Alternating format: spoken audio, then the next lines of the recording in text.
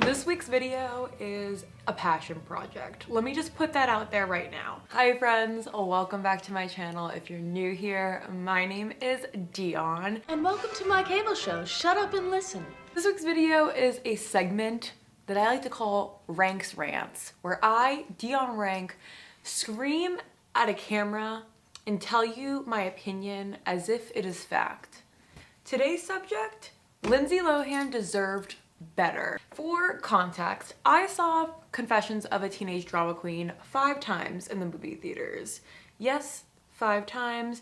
That does make me an authority on everything. I mean, people who have seen that movie 5 times in the movie theaters, they know what's up, all of that jazz. And I was born in 1996, so I'm a classic zillennial. And I've been seeing all these 2000s stars make a comeback. We got Britney Spears coming back. And I just think, what the heck happened to Lindsay Lohan? Where is Lindsay Lohan in the conversation with Gen Z? Because at the time, Lilo, or Lindsay Lohan, was everything. I mean, she was the moment. I was watching Modern Girls on Entertainment Media's something on young women, and it's really interesting. I've seen it a couple times. When they got on the section of Lindsay Lohan, they mentioned that she never got the opportunity to make a comeback like the other stars did. And I'm here to say that I agree, and Lindsay Lohan deserves a respect as a 2000s icon. So before I get too sweaty, make sure you subscribe to my channel because I post videos every Thursday. With that, let's get freaking into it. So about 3 weeks ago, I remember that Lindsay Lohan came out with an album in 2004 called Speak, and I was obsessed with this album. I have like so many snippets of dances that I made up to different songs in this album, and basically for the past 3 weeks I've been listening to it every day. It's about 45 minutes long, which is just like such a good... Sorry, I'm babysitting a dog. We have a lot of animals in my house right now. It is 45 minutes long, so it's like the perfect amount of time to walk my dogs and like do what I need to do. I've been listening to it at least once a day, but usually around 2 to 3 times a day. I'm not even kidding, for the past like 2 or 3 weeks. I wanted to re-listen to the album to see if it still holds up. Like, I kind of was just like, let's see. It's probably super cheesy, and it slaps. It is so good. There are at least 5 absolute bangers in this album, and like some of them very cheesy. There's some very cheesy Ashley Simpson, Avril Lavigne, female pop rock tracks, a couple of like a little bit overproduced hyper pop tracks, but overall the album is so good. And it's just such like, if you're like me where the like Lindsay Lohan's speaking voice is such a comfort to you, highly recommend this album. I really enjoy it. I won't shut up about Lindsay Lohan, and I started watching her interviews and now I can't stop, and I've re-entered my Lohan era. Okay, so between the resurgence of the 2000s and 2010s, my rediscovery of the 2004 masterpiece Speak by Lindsay Lohan, and Modern Girls' video, I was like, we gotta do this. We gotta give Lilo her proper respect. Oh my god. If you hear chewing in the background, I don't care. Early life of Lindsay Lohan, for those of you who don't know. She was born and raised in New York City, and she started modeling at the age of 3. She mentioned in an interview for EPK in 2004 that she had a full-time job since she was 8 years old and has been making more money than her parents for as long as she could remember. Her breakout role was in The Parent Trap, where she played not 1 but 2 characters. Not only was green screen technology ahead of its time, but for a young actress at only 9 or 10 years old, playing 2 characters with different accent styles and personalities is truly impressive. After that launched her into stardom and became an iconic tween movie, she started starring in everything. Life Size with Tyra Banks, Get a Clue with Brenda Song, Freaky Friday with Jamie Lee Curtis, and my personal favorite, Confessions of a Teenage Drama Queen. In the same year as Confessions of a Teenage Drama Queen, she was in Mean Girls, which is probably the most influential movie of the millennial, zillennial generation. And she produced and wrote her album Speak, all between like 2002 and 2004, which is crazy. In 2004, when she released her album Speak, the first song on it, called First, was a promo for her movie Herbie Fully Loaded, and she was also in the movie Just My Luck with one of my personal favorite childhood boy bands, McFly, and dated the That 70s Show star Wilder Valderrama. Now that she was broken out of her Disney rut, she faced what every female Disney star has to go through, which is the transition from a girl to a woman. We've seen this with Hilary Duff, Miley Cyrus, Britney Spears, just the how do we go from the good girl childhood star to the teenager, young adult woman? Lindsay Lohan was grittier than Hilary Duff, sexier than Amanda Bynes, more accessible than Britney Spears, and softer than Avril Lavigne. She was funny but hot, beautiful but not too skinny, not blonde like everyone else. She had the freckles and the vocal fry and the cracking voice that made her into a perfect teen idol. As a kid, I could never be Britney Spears. She was like a god. I mean, she was another world. But Lindsay Lohan was someone that seemed more accessible. She had softer features, a punk rock sort of style, and she seemed just so much more attainable. My look is modeled after kind of an iconic look in Confessions of a Teenage Drama Queen. Gotta rep my favorite movie. So the Speak album in 2004 was very similar to Miley Cyrus's Can't Be Tamed era. It was Lindsay Lohan saying, I'm 18, I go out with my friends, I date, I dance, and there's nothing wrong or shameful about that. There's an Ashley Simpson, Avril Lavigne sort of style to the album, mixed with bubblegum pop that could be something that Madonna or Britney Spears would sing. It was perfectly Lindsay. Fun, girly, sexy, edgy, rock and roll, but totally mainstream. My personal favorite songs are Over, which was a #1 hit, Anything But Me, Very Last Moment in Time, Something I Never Had. I honestly like so many of the songs. First was one of the singles, which was for Herbie Fully Loaded. Over was another one of the singles, which was the best performing song on the album. And Rumors did okay. Looking back as an adult and listening to the lyrics of Rumors and other songs on the album, you can see how much Lindsay Lohan yearned for privacy and space to grow up and become an adult. Rumors is a classic song about paparazzi, invading spaces, being followed, and the adult news stations promoting harmful lies about Lindsay's partying, weight, and mental state. And I honestly feel, and one of the reasons why I want to make this video is that we should have taken this album a lot more seriously. Lindsay Lohan actually did co-write most of the songs, and she was recording the songs. She was recording the songs while on set for Herbie, recording the songs in her trailer while working like 24-hour days.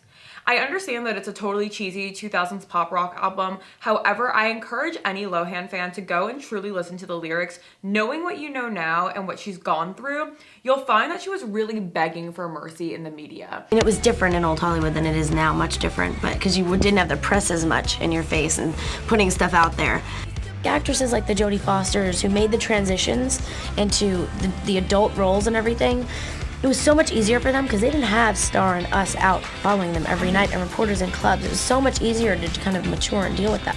Know Your Name, Rumors, Anything But Me, those songs explicitly explain how Lindsay feels so attacked by the news media, by paparazzi, that she just wants privacy, that she just wants a moment to like live her life and to not be followed everywhere. She mentioned in multiple interviews that there were days that she was working 24 hours, filming multiple movies, recording an album, feeling the pressure to go out and be seen because you're 18 and all your other friends are going out and you feel like you need to do that or else you're missing out on something.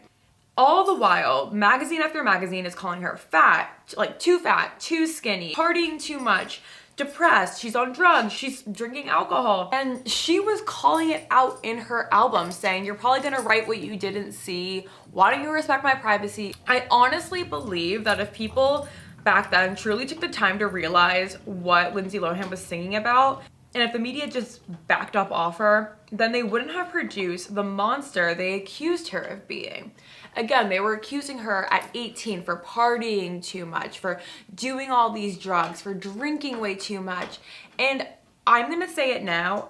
I honestly believe at this time, 2004, and Lindsay Lohan was 18, that she wasn't doing all the crazy stuff that she ended up doing years later. But everyone accused her of doing it anyway. SNL made fun of it. Obviously the media, the magazines, the tabloids, everything. It's almost as if after years of being called a partier, an alcoholic, a drug addict, she ended up becoming that. She ended up becoming the rumors that the media started about her, which is really, really sad. Lindsay Lohan is so much more talented that she is given credit for, especially as like an early 2000s pop teen idol.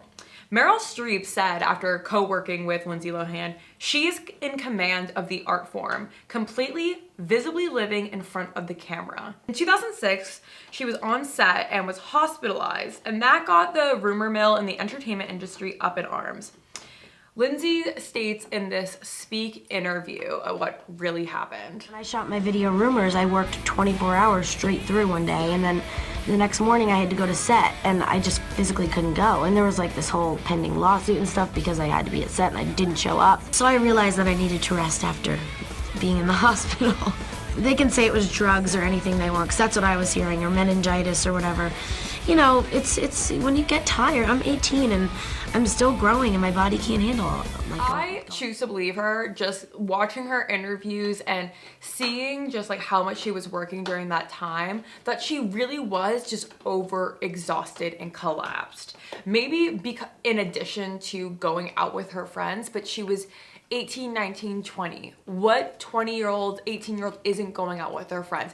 Even having a couple of drinks. I'm not gonna sit here and say that Lindsay Lohan didn't have alcohol until she turned 21.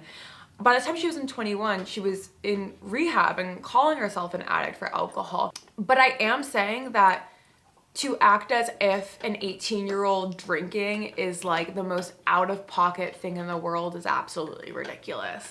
She said in an interview, "I felt like a second parent in the sense that I helped raise my family. I was put between my mother and father a lot." 2007, 2008, and 2009, she admitted that she cut off contact with her father, describing his behavior as unpredictable and hard to deal with. Between the years of 2000 and 2006, she was in 9 movies and she made an album. 9 movies. That's more than a movie a year, and an album. So 10 giant production things in 6 years. That is crazy, you guys. No wonder she collapsed. In October of 2010, she told Vanity Fair, "I want my career back. I know that I'm a damn good actress." And back to Modern Girls' video that I mentioned earlier about the entertainment media's treatment of young women, they made a point in their video that Drew Barrymore and Lindsay Lohan had similar paths. Child stars that ended up developing some addiction struggles. But Drew Barrymore was given a chance to make a comeback. She had Steven Spielberg in her corner, almost acting like a father figure, and she was allowed to come back from addiction and child stardom and into the industry as a healthy adult.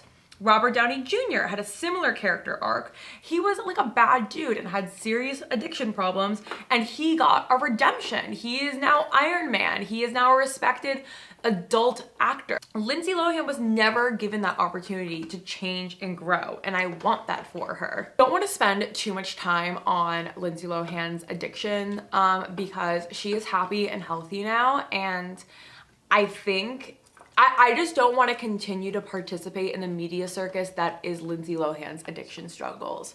I think it's really easy for people to forget about all of our accomplishments and focus on those things, and it's not funny, it's not quirky, it's not a meme. I think it's disgusting that we use mugshots and court photos and turn them into something funny when these are the darkest moments of somebody's life. By 2007, her lifestyle had caught up with her, and she once noted that she started to receive more attention for her late night persona than for her film work, which is crazy because remember that she was in 9 movies. So you're in 9 movies and all people talk about is like that you party too much. It's just crazy. In 2009, her house was burgled by the Bling Ring, which is it was a youth burglar group. They've made 2 movies about it, very famous. And Lindsay Lohan was the ultimate icon, and they even expressed that she was the biggest get. They wanted to go to Lohan's house.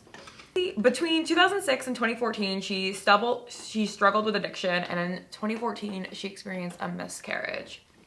Lindsay Lohan has done over 250 days in rehab, which is huge. If people are saying that you're an addict anyway and telling you all these rumors, it's no surprise that you would just go, you know what? Sure, you're gonna call me an addict, call me all these things. Maybe I'll become one. You're gonna call me a partier? Fine, then I'll party. You're gonna tell it, you're gonna say it about me anyway. So why don't I actually just do it instead of trying to prove to you guys that I'm a good girl? And obviously that pressure and doing 9 movies in 6 years and constantly being spoken about got to her. She ended up fulfilling the prophecy that she was singing about in her album in 2004. From 2018 to now, she's opened up a club and a resort and has been living her life overseas. She actually prefers to spend most of her time in Dubai because it is illegal for paparazzi. Like, it's illegal to take non-consensual photos, and she loves it there, that she can work and then immediately go back to having a private life. Happy and healthy, and is getting back into the industry with her song Back to Me in 2020 and Lullaby in 2021. And she's gonna be in a Netflix Christmas movie, and Netflix signed her up for 2 more movies. So Lindsay is in the perfect position to make a comeback.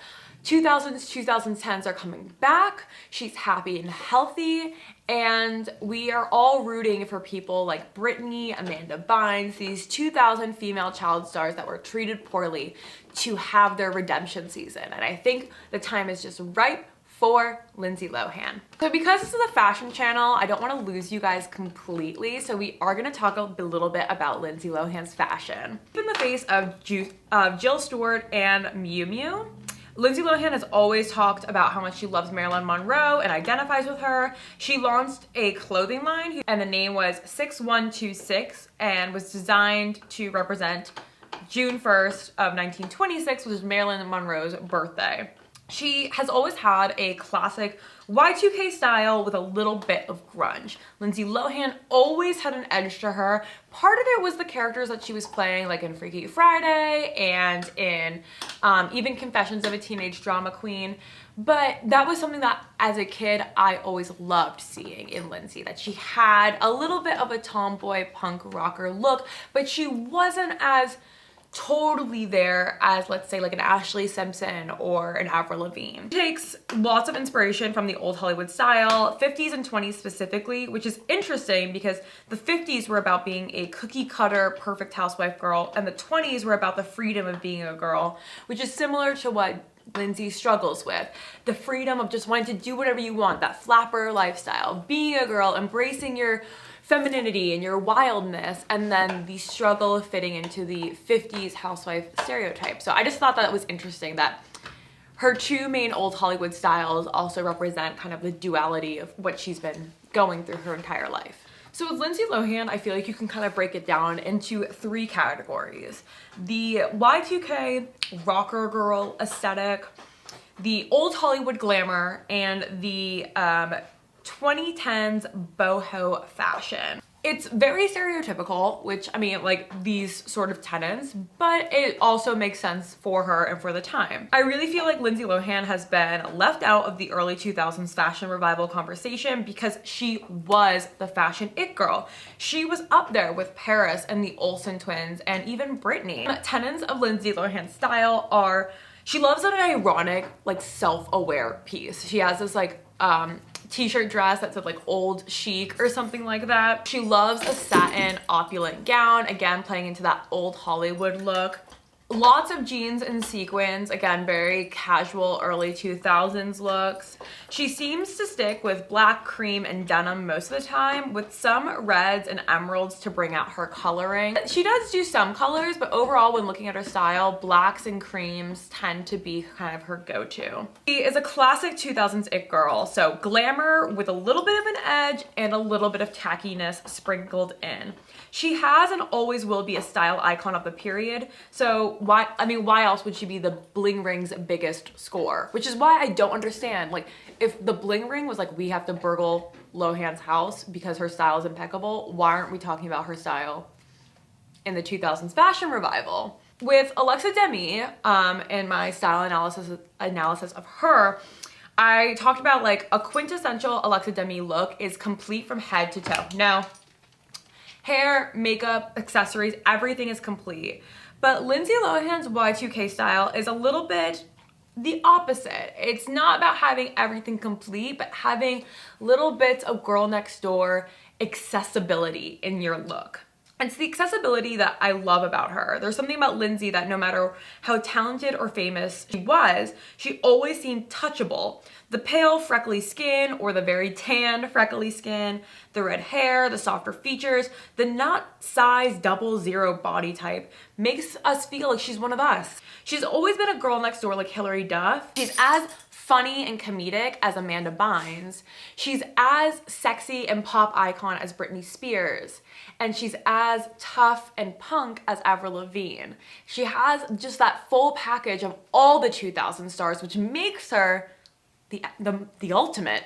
And that's not just a Lindsay Lohan song. To truly get the Lindsay look, it's not just about the 2004 fashion or the outdated styles of the 2010s, but the balance of youth and maturity, sexiness and cuteness, polished but personable, glamorous but touchable, a celebrity but a normal girl. That is who Lindsay Lohan is. If you're trying to dress like Lindsay, instead of thinking of the complete concept like you would if you were modeling yourself after Alexa Demi, think about adding pieces to your look, be it old Hollywood, rocker, or 2004 beach girl, that don't fit the aesthetic you're going for. If it's beachy, add in glam. If it's glam, add in rocker. If it's rocker, add in something cutesy. Being too perfect has never been her thing, so always feel free to add something that doesn't quite match, but shows the multiple facets of who you are. Never hide a part of yourself just to fit the character of your outfit. I love treating my outfits like costumes and pulling in Alexa Demi in the sense of making everything perfect down to the knuckle. But Lindsay Lohan's style reminds me that often an outfit is more interesting because it's not a full concept, because there's little bits of your personality sprinkled in there that might not perfectly be a puzzle piece to your outfit, but make it you and not just a costume. Don't be afraid of things that are cutesy or kitschy or tacky or cheesy. It's those things that make an outfit fun and not just another Kardashian remake. In conclusion, Lindsay Lohan is not just another teeny bopper. This chick is a heavy hitter that didn't get what she deserves and hasn't been allowed the redemption season that Miley Cyrus, Drew Barrymore, and even Britney Spears have gotten. The industry has been using and abusing young girls since the 20s, over-sexualizing them while they're young, and then saying, no, they're being too sexy once they become teens. Lindsay Lohan is a talented actress and a total style icon, and I hope that she gets the comeback that she deserves, because I really do believe that. She is an icon, she's the moment. As someone that lived through the 2000s or whatever, Lila was everywhere, you guys. Like, she was as big as Britney, as big as Paris, as big as bigger than Christina, bigger than Amanda, bigger than Hillary. I mean, Lindsay Lohan was the it girl. And I feel like she's really been left out of the conversation, become sort of a meme. And I'm so happy to hear that she's writing music again. I'm so happy to hear that she's been in movies again, and that she's happy and healthy. And I wish nothing but the best for my girl, Lindsay Lohan. I absolutely love you, Lindsay. I know you're not watching this, but if you are, girl, I love you. I love you so much. All right, with that, thank you guys so much for watching another episode of Rants, where I scream at the camera and tell you that Lindsay Lohan deserves better. I do hope you enjoy. I know it's a little bit different than what I normally go to, but I'm in my Lohan era. I haven't stopped talking or thinking about Lindsay Lohan since I rediscovered her Speak album, and I needed to get this video out. Next week we'll do another summer style analysis, so look out for that. But this week we needed to just show some respect to the ultimate 2000s icon. Bitch, she was in Mean Girls. We're not even gonna put respect on her name? I'm over it. I'm so tired of the disrespect of Lindsay Lohan. If you like my rants, definitely follow me on TikTok and Instagram because I've been talking about Lilo for like 2 weeks now over there. And you can see more of my personality, my personal style, all of that. Make sure you subscribe to my channel because I do post videos every Thursday. And usually, you know, my dog is growling in the background like he is now. Leave a comment down below. What else you'd like to see from me? If you want me to cover another 2000s style icon or a style icon in general, summer aesthetics that you want me to cover, all of that. I love covering different aesthetics. So fun. And with that, have a happy day. Bye.